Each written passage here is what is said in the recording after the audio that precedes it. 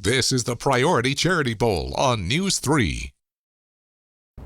Welcome to the 53rd Annual Priority Toyota Charity Bowl here on the campus of Old Dominion University. I'm Jessica Larche. And I'm Blaine Stewart. Jessica, what a proud tradition we are continuing again this year here at WTKR News 3. You know, last year we did it up big, $800,000 raised for children's charities. And the best part is all of that money stays right here in Hampton Roads. Yeah, last year we did it for 39 organizations. This year we're doing it even bigger with 45 organizations. And we have to introduce you to the man who's making all this happen, Dennis Elmer. Hello and welcome to this year's Priority Charity Old Dominion Spring Football Game. I hope all of you can come out and support us this year in our 53rd annual charity game. It's the longest running charity game in the United States, and we're proud to be able to bring it to Hampton Roads. Would like to thank Old Dominion for allowing this to happen, because without them we wouldn't have the field or the venue to have this game, and plus go out and see the exciting new Monarchs this year with what looks to be, as I've said, a bigger, stronger, faster team, and we couldn't be more excited. Also want to thank our sponsors for all they do to make this event happen, and this year we're able to bring needed funds to 45 local charities here in Hampton Roads, and the money stays right here in Hampton Roads for our kids. We are so grateful for Dennis, but you know, this all started with Ray Potter. He started this back in 1968, all to provide toys to needy children at Christmas here in Hampton Roads. You know, there was one year where they only got $3,500, and then $2,800 of that was for expenses, so only $700 went to toys, but man, have we grown. Yeah, in 2011, the man you just saw, Dennis Elmer, took things over and was able to raise $56,000, all of that money going to the Joy Fund. So we have come a long way in this journey, but we could not do this without Ray Potter. Ray, we thank you. Imagine your son, daughter, nephew, niece gets the news that no one wants to hear, that they have cancer. That is incredibly tough, but thankfully there is one organization here in Hampton Roads that is there to help, the Rock Solid Foundation. So Rock Solid Foundation, we are building hope for children fighting pediatric cancer by building play sets and by providing them with ready bags that they receive at the time of diagnosis. One of our value statements at Rock Solid Foundation is families first, theirs and ours. No matter what we're doing, whether we're building a play set or providing ready bags to a hospital, families always come first in our mission, both theirs and ours. Before I got involved with Rock Solid Foundation, I was introduced to them at probably the hardest time of my family life, when our son at the age 4 was diagnosed with chronic myeloid leukemia. As a mom who had just been handed a diagnosis that, as a 4-year-old, you're thinking about, for a 4-year-old son, T-ball, completing pre-K, going to kindergarten, you're not thinking of having the battle of your life. So that ready bag was a welcome distraction for all the things I didn't pack, the fun things that were needed and could be used from days and weeks and months to come. So I would say at that moment, the ready bag was everything. I don't think there's anything more devastating than probably hearing those words that your child has cancer. Being able to focus on our why, like why we're doing what we're doing, is such an integral part of who we are as a foundation. I think I showed you some of our ready bags over there that are waiting to be shipped out to our hospital partners, and you know, that is my why today. Every single one of those boxes is going to a family. Every family has a name. Every child has a name. Right now, we've got about 125 play sets that we're going to be doing by the end of this year. When the child sees that play set for the very first time, and the mama bear and the papa bear, they see that play set for the first time, they are not thinking about one thing, and that is cancer. So in that moment, play has truly defeated cancer. And when a child runs across the backyard and sees that play set for the very first time, it brings tears to everybody's face in that yard. It's the best feeling in the world. I mean, when you come out here early in the morning and you build it and it comes together, it's amazing. You kind of see parts of it back here, but all these volunteers put sections together. We put it all together, and then typically the child will come out and play, and it's emotional. How do you personally separate that emotion every time that you go out and build a set or put a ready bag together? Basically, one family at a time. We always say we'll levy the entire bank for one family, but each family has a name, and we treat every family individually. If you want to know more about the kind of organization that Rock Solid Foundation is, listen to the words that a parent wrote. Thank you for the positive impact you made in our life during Craig's final months on Earth. His excitement and enthusiasm for his new playset was infectious, and it invigorated all of us to be able to endure those difficult final weeks. We look back on Craig's build day as the happiest day of his life, and the playset is a physical reminder of the love and the hope that were showered on us by kind volunteers. We cherish those memories now as we grieve his absence. His name, Craig, literally means rock, so your foundation has special significance to us. We have told others that your nonprofit did more to lift our spirit and provide meaningful service and interaction than any other group. Between the backpack at the hospital with the life and sanity-saving Kindle, to the build day with all its celebration, you were there for us in a very significant way. Clearly, it was started and led by people who truly understand the needs of cancer families. We can never fully repay your generosity, but we commit to do our best to support your mission. With gratitude, the Richards.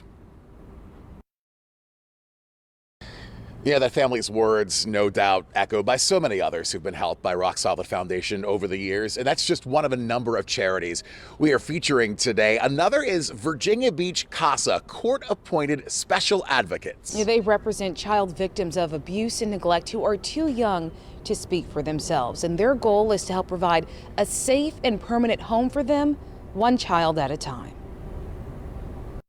So for many years, we've said we are the eyes and ears of the court, that we are, the ones that meet with everyone in that child's life and report back, and that is all still very true.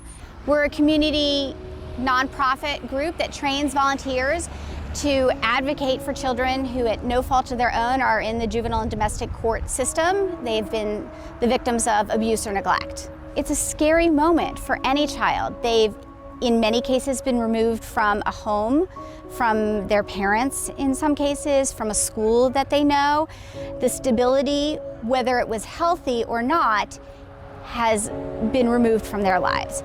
They are often in a foster home or a placement. They have met all sorts of new people, a judge, a social worker, a GAL, and it can be very scary. In some cases, they've had to move schools.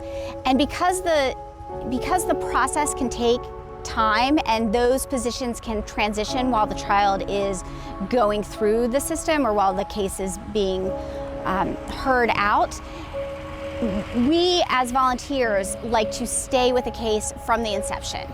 So in some cases, unfortunately, the Casa is the most stable figure in that child's life. Each pinwheel out here, 3,500 of them, currently represents roughly one pinwheel for each child that Casa has been appointed to since the inception of Virginia Beach Casa. April is National Child Abuse Prevention Month, and so you'll see social media posts about that for all organizations that are involved in child advocacy. The pinwheels are Virginia Beach Casa's representation so that it's just a visual cue as you drive through the city and you see our pinwheels out, that you take a moment and remember your commitment and certainly our commitment to preventing child abuse in Virginia Beach.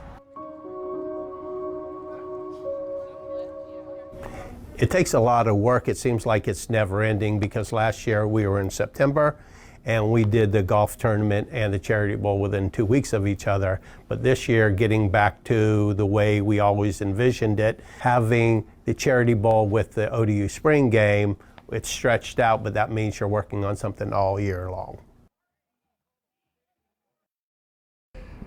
Welcome back to News 3's coverage of the 53rd Annual Priority Toyota Charity Bowl here on the campus of ODU. And you know, the football players, they're getting ready to give us their first look, the spring game. We'll get to see the team in action, and we know Megan Plain from the News 3 sports team will be here a little later on to give us a look at all of that action. Can't wait to see it. And right now, we want to continue showcasing the great work of charities here in Hampton Roads. And we've got to tell you about Edmark. It's named after two men, Edward and Marcus. Edward had been diagnosed with cancer. He was a reverend at Suffolk Presbyterian. Marcus was a part of the congregation at the church. He was diagnosed with a rare and progressive neuromuscular disease. When they both passed, a nonprofit was started, Edmark, a combination of their names. And in the 1970s, they became the first pediatric hospice in the country. Their mission, no family would ever feel alone. Edmark is the pediatric hospice and palliative care program here in the region, and we are the only one, and we were the very first one in the country designed specifically to care for children. Unlike the adult world, kids are so different. They don't fit in any healthcare model box. The folks at Edmark early on decided that they needed to build this program based on a charity model so that families would never be burdened with any charges or fees, and that all they had to do was focus on taking care of their little one and doing everything they can to hope and pray that there's a way to treat them and treat them aggressively, and hope and pray they might not need our services anymore. And in those situations when a child did lose their battle, that we would be there for them and that family for the long haul. Currently, under Edmark's clinical census, or the number of children and families we're currently caring for, is 74. Our staff are on the highways 24 hours a day, 7 days a week, to really meet the needs of those children and those families. Doesn't matter if it's 2 o'clock in the morning when a mom calls, because we know when families call, especially moms, there's something about a mom's intuition. She knows something's not right, and it's easier for us to get up in the middle of the night and go and check on things, as opposed to the family uprooting the child who might be tech dependent, who's on a ventilator, and there's 3 other siblings, and they have 1 car. And so they have to get up and go to the emergency room. You know, it's a really tough gig, but it's a great gig, because as a clinician being able to go into a family's home, you see everything. I guess that's why I've been here 22 years, because we are doing healthcare the way it's supposed to be, delivering what's needed when it's needed, and regardless of a family's ability to pay, because they're already paying the biggest price there is. So the bears, the little angels that are sitting on my shoulder, that is a reminder to all of us here at Edmark of the children who have lost their battles recently. They have names that are attached to them, and each and every one of those children have struggled, their families have struggled, and they've lost their battles. And at Edmark, we're never going to forget them. We will always remember them and cherish every single moment they had with us. We will always remember those kids and never forget them. You know, Blaine, we have been on the air for 15 minutes, and sadly, during that time, 13 people have been sexually assaulted in the United States. The numbers are chilling. That's 1 every 68 seconds. 1 in 4 girls, 1 in 6 boys before college.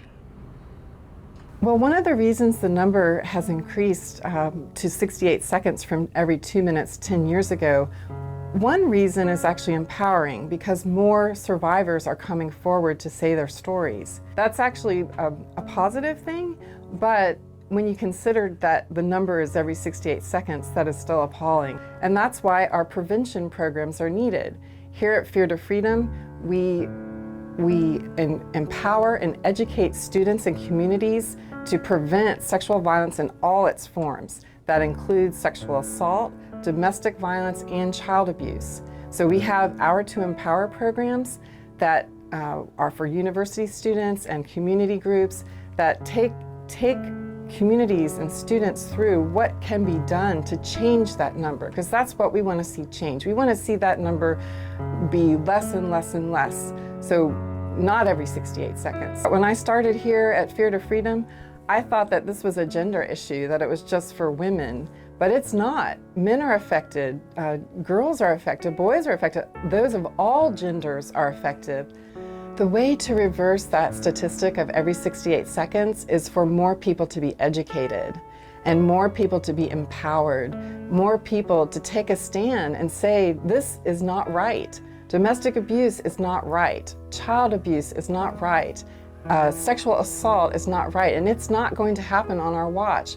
If more people were empowered to take a step and do what they can within their own area of influence, I think we would see those numbers change. And that's what we hope for, and why we have 7 different programs we offer universities and communities to participate in. We believe that education is an important part of that answer, and that's why we're doing what we're doing. So here at Fear to Freedom, we have a two-prong approach to support survivors of sexual assault, domestic violence, and child abuse on their healing journeys. We provide aftercare and eye care kits for them for when children go through the SANE exam that documents domestic violence and child abuse.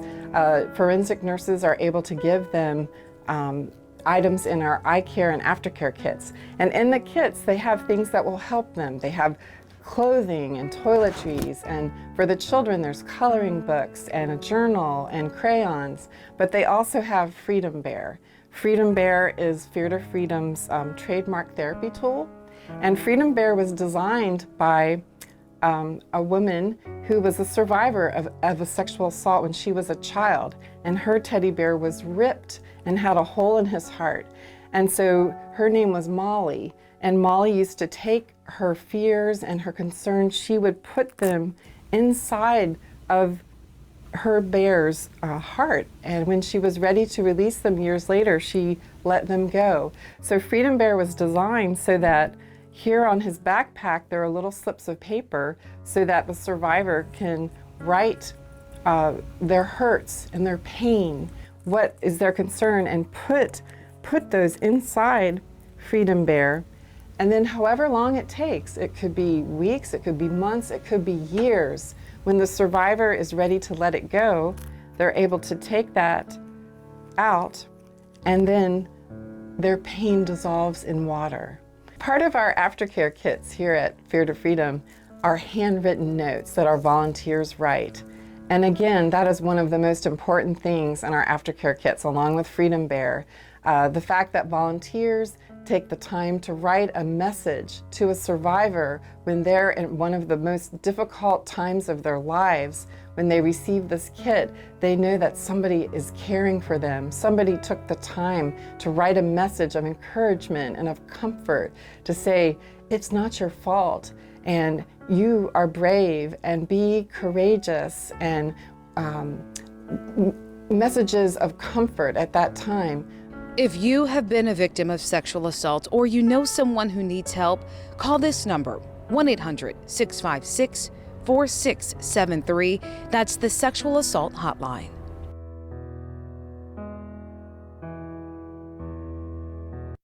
Center for Child and Family Services, providing quality counseling and support services that empower individuals and families to improve their lives. Children's Assistive Technology Service, or CATS. The mission is to provide opportunities for children with disabilities through equipment reuse. Families help families by passing on gently used pediatric adaptive devices to meet immediate needs at no cost. Crisis Pregnancy Center of Tidewater. CPC helps moms and dads in Southampton Roads who are not prepared for pregnancy with free prenatal services, counseling, parenting classes. Eastern Shore Chapel Episcopal Church. The chapel pantry serves families experiencing food insecurity with an emphasis on providing fresh, abundant, and nutritious groceries. Families of autistic children of Tidewater improves the quality of life for people with autism and their families in the Tidewater area. FACT provides social and recreational programs that enhance social and communication skills. For Kids breaks the cycle of homelessness and poverty for families and children in southeastern Virginia by developing creative, results-driven programs. Hampton Roads Youth Foundation, whose mission is to measurably improve the lives of young people in Hampton Roads by training them as role models and teaching the tools that will allow them to someday be productive citizens. Life Rolls On improves the quality of life for young people impacted by spinal cord injury through adaptive surfing and skating that can inspire infinite possibilities beyond paralysis. Stop Inc., which reduces the stress of poverty by helping low and moderate wage earners and economically disadvantaged residents of Hampton Roads achieve self-sufficiency through programs and other service initiatives, improving their quality of life. The Don Carey Reach Foundation provides students opportunities that will lead to increasing academic achievement and exposure to other diverse arenas. The Joy Fund Foundation, providing toys to children and families throughout Southampton Roads in need during the holiday season since 1934. And Tidewater Friends of Foster Care, ensuring that all children in the foster care system have the opportunity to thrive. It is a beautiful day here on the Old Dominion University campus in Norfolk. I know, Jessica, you got to spend some time with the guy who's in charge of this whole place. Yes, Dr. Brian Hemphill. We talked about what the Charity Bowl means to the legacy of Old Dominion University and the message he hopes it sends to his students. Well, when you think about Priority Automotive and Dennis Elmer, he pours his heart and soul into this, and he is a great example of giving back. And we want them to see that, understand the importance of it, because then they will in turn do that in their lives. It's so important. He's modeling.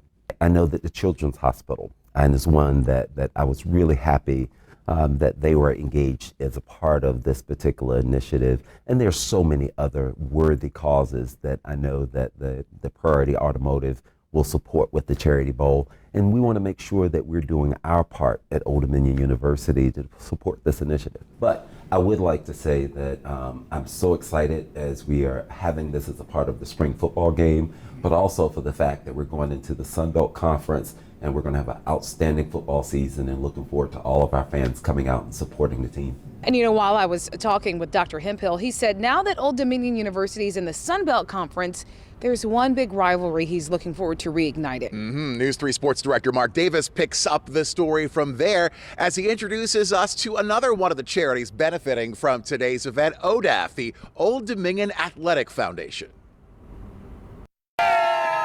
If you made the trip to Myrtle Beach to catch Old Dominion on the postseason stage, it was not hard to see the excitement was growing around Monarch football.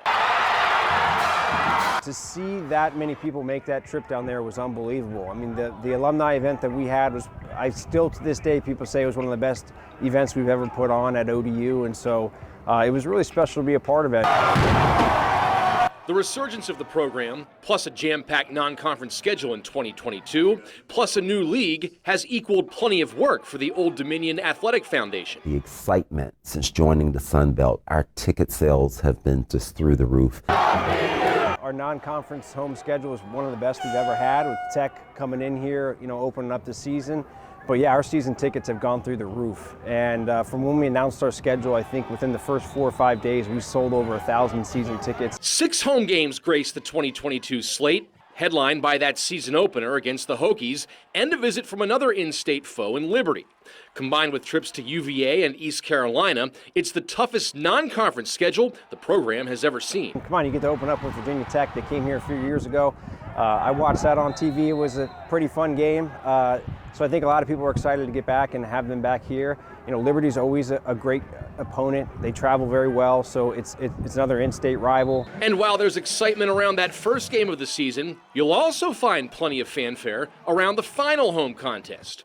James Madison, former CAA rival and new Sun Belt foe, will visit Norfolk on November 12th. I'm looking forward to James Madison. I think it's going to be great to renew that rivalry. To have local teams and teams that are in driving distance or old foes in the CAA, people are so thrilled about it. It's going to be, that's what just leads to more and more excitement with the season coming up. You have traditional rivalries that are coming back. People are excited about seeing James Madison come here to play. They're excited about Marshall. They're excited about Coastal Carolina and Appalachian State. And so it's just going to be an exciting year. ODAF still has season tickets available, so now is the time to reach out.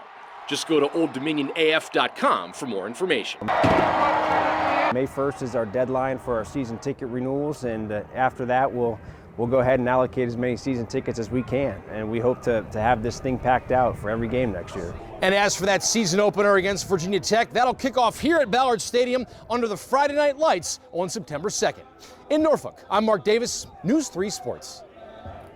All right, you heard it here. ODU versus JMU. That should be a huge game. Monarchs and the Dukes, absolutely. You know, something else we're really looking forward to is opening on the campus of CHKD. If you've driven down Brambleton near the hospital complex, you might have seen some of those big, tall buildings being built. Well, one of them is housing CHKD's new mental health facility, and we have a sneak peek at what's inside. As you know, there's been a significant increase in the demand for pediatric mental health services. And that really pre-existed the pandemic, but we've seen a significant increase in the demand for such services over the past 2 to 3 years, correlating with the rise of COVID and so forth. So over the past several months, we've been building our clinical teams, and we're excited to say we've been able to go across the country and attract some exceptional talent to come here and join us to deliver high-quality care to kids in the community. I know the construction crews are busy right now behind us, sort of putting the finishing touches on the inside of the building. What makes this facility so unique? Oh, it is a state-of-the-art facility. The team went across the country to look at best practices all the way out to the West Coast, Midwest, and to the Northeast to find the very best practices in terms of providing safe care for children.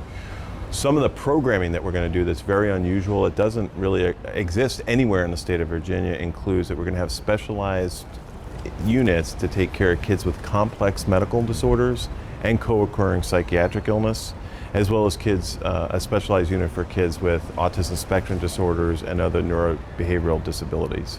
I know part of the goal of what's happening inside this building was for the experience to not be like you're going to a doctor's office or a clinical type setting as much as possible. Absolutely. So very intentionally, the design of the hospital was well thought out. So in this hospital, we are also going to have services for general academic pediatrics, so kids with normal other health conditions and so forth will be seen here at this facility. We're also going to have our sports medicine clinic here in this facility, and we really want to destigmatize children accessing mental health care, and that's why we have other services co-located here in the hospital. You know, we've been watching that building come up over the past couple of years. It'll be nice to see it finally open and help so many children and families here in Hampton Roads. It has been tough the past couple of years with the COVID pandemic. We know a lot of kids have been stuck at home. They're not in school, and sometimes that means they're getting into some things that they shouldn't be getting into. And that is where our friends at the Bacon Street Youth and Family Services come in to help. Our numbers went up pretty dramatically from last year to this year. One of the challenges with COVID has been mental health is something that the numbers are just continuing to go up, up, up, up. And I think that what's important to keep in mind is as we look at the mental health of our young people and our families right now, we need to be prepared for the fact that the next wave of COVID is likely going to be something that is going to cause problems for the next 5 to 10 years. This isn't something that is going to be done in the next year or two. We've been taught as a society that we shouldn't talk about our mental health issues. The reality is that it is just as predominant as a disease as many other diseases are in our society. I often will use the statistic of 1 in 7. 1 in 7 people in our society right now has a substance use disorder, an active substance use disorder. 1 in 4 people in our society right now has either a substance use or mental health disorder. And when you get down to lifespan, 1 out of every 2 people will, by the time their life is over, have had a mental health or substance use disorder. So that means 50% of our population is going through something on a regular basis, and we're not talking about it as a society, and that's wrong. It's really, really hard on young people, on families who feel isolated, who feel like they can't talk about what's going on with them. And the reality is that mental health disorders are a disease just like diabetes or cancer. And if you were to talk to somebody about Cancer, it's not like somebody's going to make fun or tease somebody if they have cancer. But they do. There is definitely a stigma around mental health and substance use disorders that causes people to be less inclined to talk about those things. Mental health disorders are everything from anxiety to depression to multiple personalities disorders. It can be anger issues. There's a lot of different kinds of things that fit into the bigger category of a mental health issue. The other thing about mental health issues is that they are an unseen disorder. So you cannot tell just by looking at somebody that there might be something going on, which makes it very easy to pass. It's not like if you have a broken leg, people can tell you have a broken leg because you have a cast on. With a mental health disorder, if you've got something going on, sometimes you can keep it hidden for a long time. So I think the most important thing that I can talk to kids, that I talk to parents about when we discuss what to look for with their kids, is pay attention to what they're saying and what they're not saying. Listen to them and really get to know your children. If they are an active athlete and suddenly they stop participating in sports, that's a red flag. If you've got somebody who is bouncy and chatty all the time, who is really gregarious and suddenly seems more withdrawn and is not talking to anybody, that's a red flag. Really talk to your kids about what's going on in their lives and find out what's going on with them. Now, there is no magical solution to this. There's no magic. This is A plus B equals C kind of equation about how this works. The reality is that sometimes kids aren't even necessarily aware of the fact that they're struggling with something. Hello, I'm Adam Chase, Vice President and General Manager at WTKR TV. We at News 3 are proud and honored to once again be a part of the 53rd Annual Priority Toyota Charity Bowl. Despite the challenges of this past year, this year's event has raised more than $750,000, and that number keeps growing. The best part? Every penny stays right here in Hampton Roads to benefit 45 different children's charities. Whether it's supporting families through pediatric cancer with go bags and play sets, or giving a child with a terminal illness their wish. Thanks to your generosity, these local organizations will be able to continue their individual missions to benefit our community. Again, thank you from all of us at News 3. You're watching the Priority Charity Bowl on News 3. The Priority Toyota Charity Bowl ODU Spring Game, an event that is the cherry on top of Old Dominion football's spring schedule, marking the end of the Monarchs' 15-practice slate. With fans in attendance at SB Ballard Stadium, the event began with individual drills, followed by the intra-squad scrimmage. I think we grew. I think we took a step forward as a whole, not just defensively, but as offense too, as a team.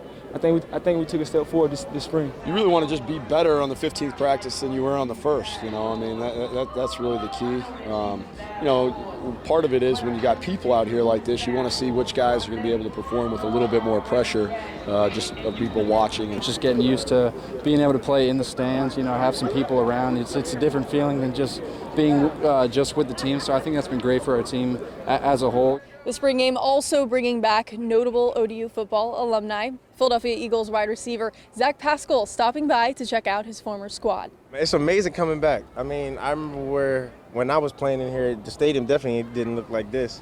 And just being able to see new faces, the culture's still growing, the guys still getting better. You know, the NFL is looking at ODU. ODU's starting to get bigger and bigger every year. So, you know, just being able to be a part of that and come and check the guys out, say what's up, see familiar faces. It's all love. We're headed in the right direction. We've still got a long way to go, but that's why we have, you know, 100 and however many days before we play. 1-0 mentality starts with ODU versus ODU right now. So, I mean, you know, that's our main focus, making sure we're taken care of, and then when the time comes to, you know, shift our focus, we'll be sure to do that. The first team that will receive ODU's attention is Virginia Tech, the two in-state rivals squaring off when the Hokies travel to Norfolk to face the Monarchs. That game's set for Friday, September 2nd. In Norfolk, Megan Plain, News 3 Sports. The Ability Center of Virginia is a fun place. It's a safe place for children and adults with disabilities. We offer programming to help create greater independence in their lives and just find ways to make them more part of our community. We're all different. You and I are different. And there are so many things that we can learn from people who are different from us. This is a place where they can flourish. They do things that they normally wouldn't do.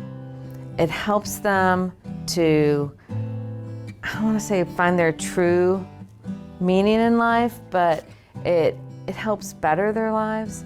We give them opportunities that they wouldn't normally have. We want to make each and every one of them feel important and loved and feel like they are contributing individuals in their community. The end goal is to provide a place where they can be themselves. They're not judged. They become friends with one another.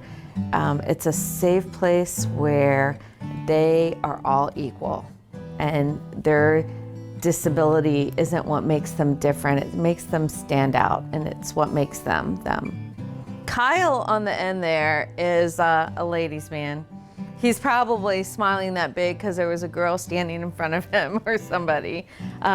He is nonverbal, but you can look at his face and tell exactly what he's thinking. You know, he's just one happy person. And Brianna in the middle there, she always has something nice to say to somebody and is always dancing, doing something silly. And then Samaria behind me, she is a very quiet and gentle person and a good friend to everybody here when she's here in the programming. So they all have their unique personalities and bring something different to the programming. And welcome back to News 3's coverage of the 53rd Annual Priority Toyota Charity Bowl here on the ODU campus. We have been celebrating and highlighting incredible organizations here in Hampton Roads that have really been making a difference in lives all across our region. And now we'd like to introduce you to Toby's Dream Foundation. It's an incredible organization that helps make dreams come true for children who are given terminal diagnosis.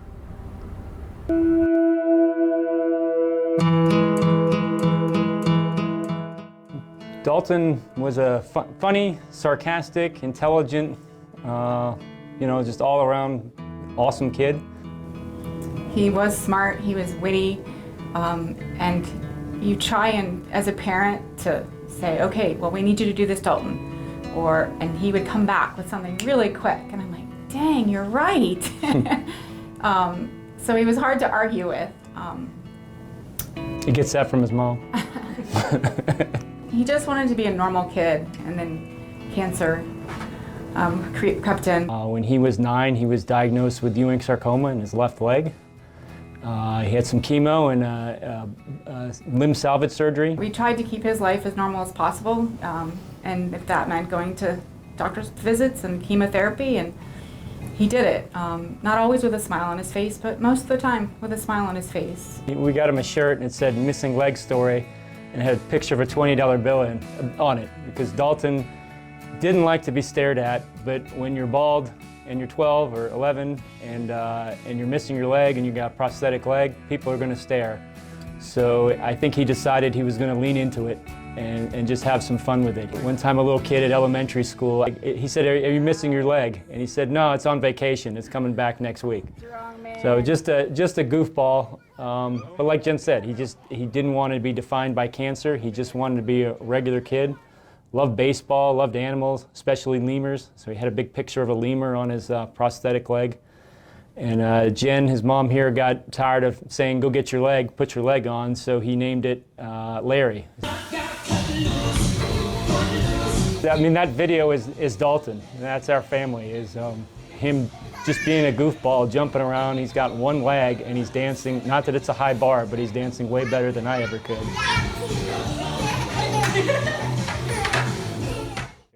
I was definitely first in line when it said cancer doesn't get my kid, right? My kid doesn't get cancer. You think, oh, kids with cancer, that stinks, but it's not going to happen to my kid. And then it did happen to our kid, and unfortunately he passed away. Toby's Dream Foundation was created to ensure that children with life-threatening illnesses living in Greater Hampton Roads and beyond have the opportunity and resources to imagine and experience their most fantastic dream. 88% of every dollar spent goes directly to the children. We're here for the children. We reached out to Toby's Dream and said, what can you do? Dalton wants to go on a trip. So Joan and the team worked magic and gave him his trip over spring break of 2021. A couple of the doctors said they didn't think afterwards, they said they didn't think he'd get to go because he was very sick, and he got a little better for this trip. But he went and he fished. And he was sick that day, but he had a great time. I mean, come on, look at that smile with his fish. He kissed the fish. He's going after mahi on this fishing trip. It didn't come, but he got a sailfish, and the smile tells you all that that was his dream, and Toby's made that happen. We can't thank him enough for giving us this picture book of memories. Toby's foundation it gave us a time as a family of 4 in probably a pretty dark time. We got to see all of them smile again. Knowing Dalton, he did pass away, but to have that experience just 6 weeks prior to his passing, he had fun, and he wasn't sick in his mind at that time. He was just being a kid at Disney, eating the food, riding the rides, and having the time of his life. And we were thankful and grateful for Toby's for giving us that opportunity.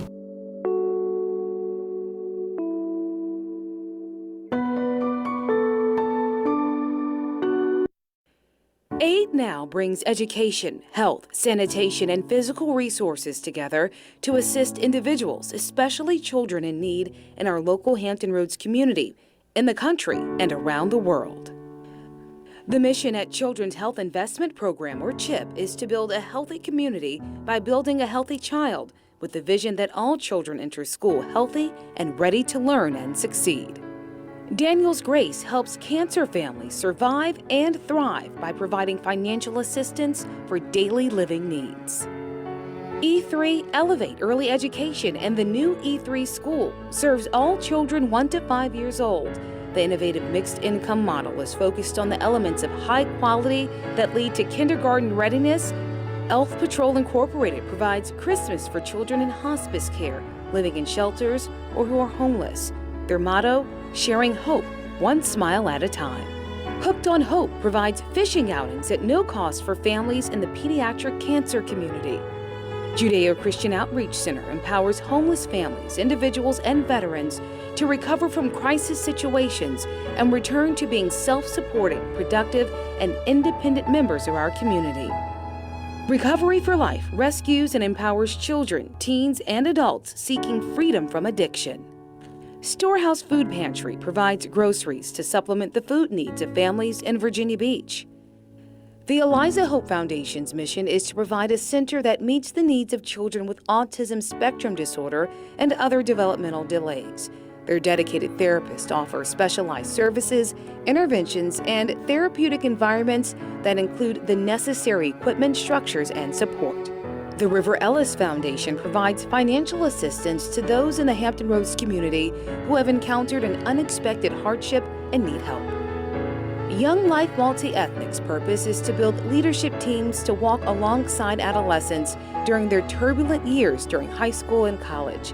They help kids to become productive members of society and help them grow along spiritual lines. They provide meaningful after-school and summer activities, which allow students to broaden their base and experience life to the fullest. Yeah, that list, certainly another reminder of how many amazing organizations we have right here at home that do some great work. So get out there and support them because they could certainly use your help. You know, here this year, 53 for the Priority Toyota Charity Bowl. We've already raised more than $8 $100,000, which is a record, Jessica. But the goal is to get a little higher. We're trying to hit that 1 million. I think we can do it. We can get to 1 million because we know one of the trademarks, hallmarks of Hampton Roads is the generosity of the people here. So let's get to $1 million. Well, from all of us here at News 3, we thank you so much for watching the 53rd Annual Priority Toyota Charity Bowl. We leave you with some highlights from the ODU spring game. Play ball.